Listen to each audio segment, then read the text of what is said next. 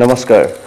অসম প্ৰদেশ কংগ্ৰেছ কমিটিৰ নৱনিযুক্ত সভাপতি সাংসদ গৌৰৱ গগৈ ডাঙৰীয়াই প্ৰদেশ কংগ্ৰেছৰ দায়িত্বভাৰ গ্ৰহণ কৰাৰ পাছৰে পৰা বিশেষভাৱে সামাজিক মাধ্যমত এটা চৰ্চিত বিষয়বস্তু সেইটো হ'ল যে 2026 চনত গৌৰৱ গগৈ ডাঙৰীয়াৰ নেতৃত্বত অসমত কংগ্ৰেছে চৰকাৰ গঠন কৰিব নেকি।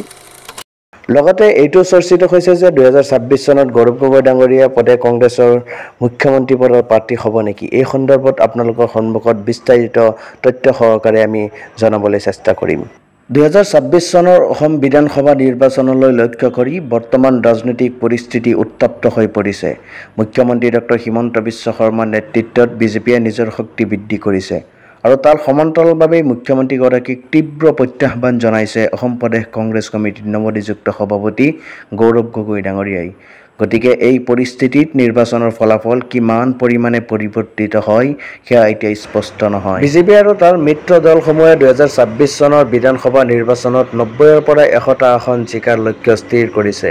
মুখ্যমন্ত্ৰী ডক্টৰ হিমন্ত বিশ্ব শৰ্মাই পঞ্চায়ত নিৰ্বাচনত দলৰ সফলতাৰ পৰা উৎসাহিত হৈ তেওঁ 105টা আসন পাব বুলি দাবী কৰে।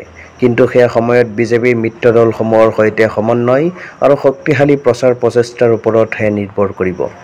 অসম প্ৰদেশ কংগ্ৰেছ কমিটিৰ সভাপতি গৌৰৱ গগৈ ডাঙৰীয়াৰ নেতৃত্বত ভাল দিন আহিছে বুলি কংগ্ৰেছৰ কৰ্মীসকলে মত প্ৰকাশ কৰে। অসম প্ৰদেশ কংগ্ৰেছ কমিটিৰ সভাপতি হিচাপে কাৰ্যভাৰ গ্ৰহণ কৰিয়েই এইবাৰ যুঁজ হ'ব শীৰ্ষক শ্লোগানৰ সৈতে প্ৰচাৰ আৰম্ভ কৰিছে। সাংসদ গৌৰৱ গগৈ ডাঙৰীয়াৰ নেতৃত্বত কংগ্ৰেছ আৰু 3টা আঞ্চলিক দল একত্ৰিত হৈ বিজেপিৰ বিৰুদ্ধে এক শক্তিশালী মঞ্চ গঢ়াৰ কথা চিন্তা কৰিবলগীয়া আছে বুলি ৰাইজে মত প্ৰকাশ কৰে। ৰাইজৰ দল অসম জাতীয় পৰিষদ আৰু অসম জাতীয় দলৰ সৈতে কংগ্ৰেছৰ মঞ্চ গঠন হয় নে নাই সেয়া নিশ্চিত কৰিব কংগ্ৰেছ নেতৃত্বই। আঞ্চলিক আৰু সাংস্কৃতিক স্বাৰ্থৰ সুৰক্ষা নিশ্চিত কৰাৰ বাবে একত্ৰিত হৈ বিজেপিৰ বিৰুদ্ধে প্ৰতিদ্বন্দ্বিতা কৰিবলৈ আগ্ৰহ প্ৰকাশ কৰিছে।